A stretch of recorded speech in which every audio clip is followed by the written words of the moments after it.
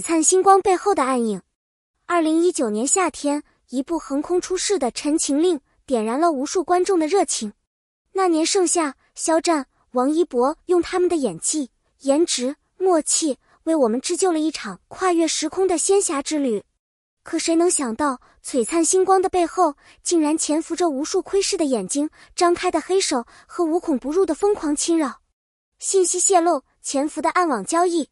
当娱乐圈的繁华表象被撕开，一张隐藏在暗处的庞大黑色交易网浮现眼前。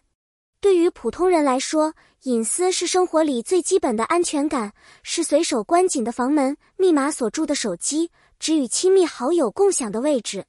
然而，对肖战和王一博来说，这种基本的安全感，从2019年夏天的爆红开始，已经悄然消失。他们的姓名、电话、身份证号、航班信息，甚至连某次外卖订单备注的特殊需求，都可能成为黑市上标价销售的商品。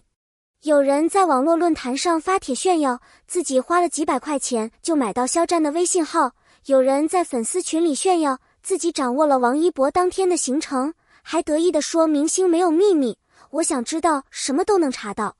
这一切听上去荒诞，却是真实存在的灰色产业链。比信息泄露更可怕的是这背后扭曲的价值观。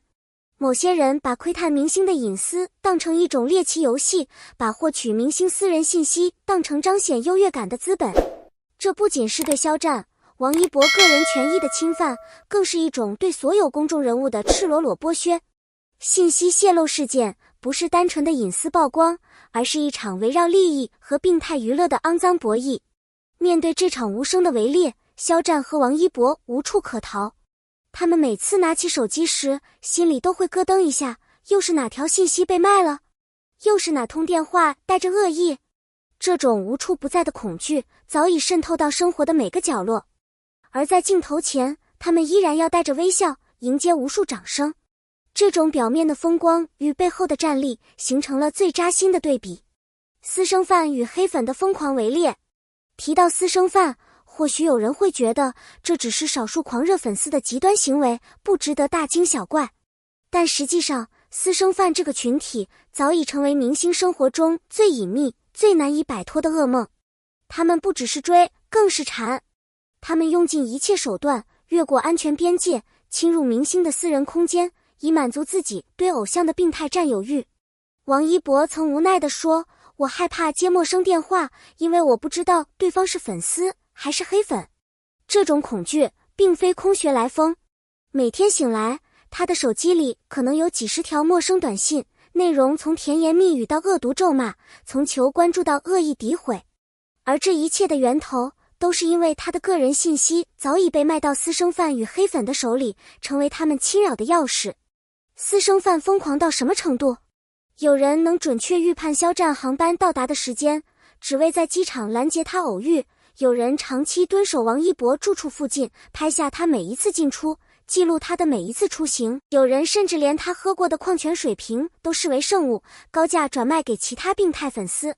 这哪里是喜欢？这已经是一种对正常生活的摧毁和剥夺。更可怕的是，当黑粉和私生饭形成合作模式，肖战和王一博的生活彻底沦为他们操控的真人秀。黑粉恶意诋毁、编造谣言，私生饭负责偷拍、跟踪，再把各种猛料兜售给无良营销号，形成一条完整的黑色产业链。每一次曝光，每一张偷拍照片，背后都藏着无数双窥视的眼睛和无数次道德底线的自我放弃。这种围猎从来不是爱，它是变质的占有欲，是毫无边界感的病态侵占。真正的粉丝应该守护偶像的边界，而不是踩碎他们的隐私，把他们变成窥探的标本。肖战的沉默与王一博的怒吼，每个人处理痛苦的方式都不同。面对无休止的信息泄露和侵扰，肖战选择沉默，而王一博选择怒吼。这种不同的反应背后其实藏着同样的绝望与无力。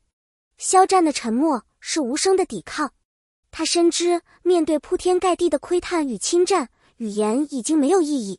每一句控诉都可能被曲解成炒作，每一次反抗都会被当成明星矫情的谈资。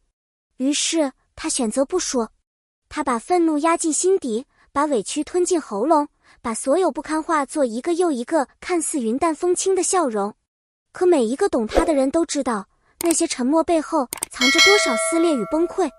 他曾在深夜航班被黑粉篡改后，独自坐在机场候机厅，从晚上7点到凌晨2点，整整7个小时，他没有发一条微博，没有抱怨一句话，他只是默默承受，用他惯有的隐忍，把所有苦涩化作沉默的重量。粉丝看到他机场的背影，心疼到无声哭泣。那个总是温柔微笑的大男孩，被黑暗压得喘不过气，却依然选择对这个世界温柔以待。而王一博选择了另一条路，他在微博上怒吼：“不要再给我打电话了！”这声怒吼不是冲动，而是他压抑许久的情绪终于溃堤。这一刻，他不再是那个酷酷的 boy， 不再是镜头前万众瞩目的顶流，而是一个被窥探、被骚扰、被折磨到极限的普通年轻人。他的愤怒是所有被侵权艺人的共同愤怒，他的无力是所有被窥探生活的明星的共同无力。他们一个选择沉默，一个选择怒吼，但无论是沉默还是怒吼，都透露着同样的呐喊：请放过我们，给我们最基本的尊重和自由。明星不是谁的私人财产，他们的隐私不该成为被随意践踏的娱乐消耗品。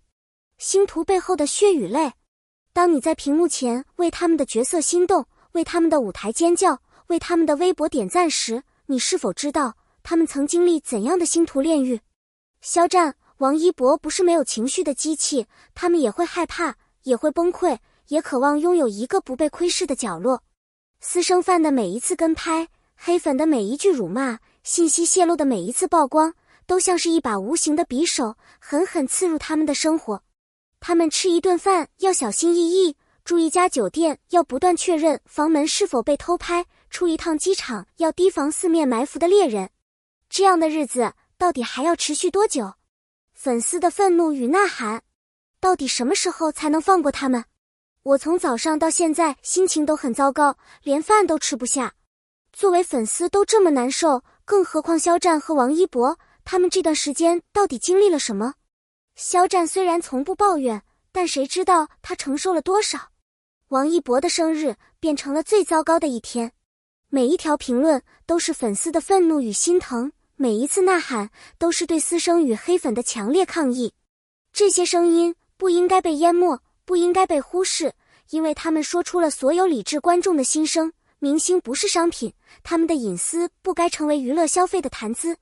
经纪公司的责任与态度。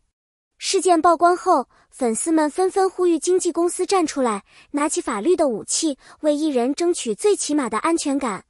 设立专门的法律团队，追究信息泄露者的刑事责任，加强艺人信息保密制度，从源头上堵住泄露渠道，同时联合平台，清扫非法售卖信息的黑灰产业链。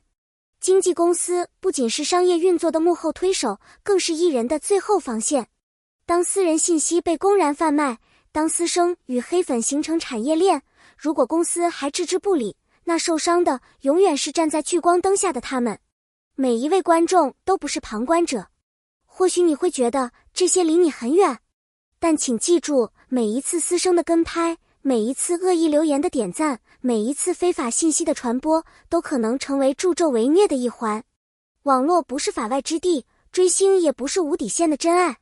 如果你真的爱肖战，爱王一博，就请守护他们的边界，尊重他们的生活，支持他们的作品，而不是窥探他们的隐私，绑架他们的自由。最后的呼唤与感谢。今天我们讲述这个故事，不是为了制造恐慌，而是为了让每一位喜欢肖战和王一博的观众重新思考，什么才是真正的爱。真正的爱是理智的支持，是适度的关注，是隔着荧幕为他们的每一次努力鼓掌，而不是打着爱的名义伤害他们的人生。最后，非常感谢每一位看到这里的朋友，你们的每一次关注，每一条评论，每一次分享，都是对理智追星的最好支持。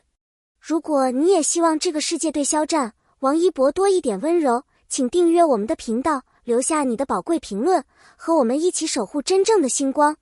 感谢观看，我们下期再见。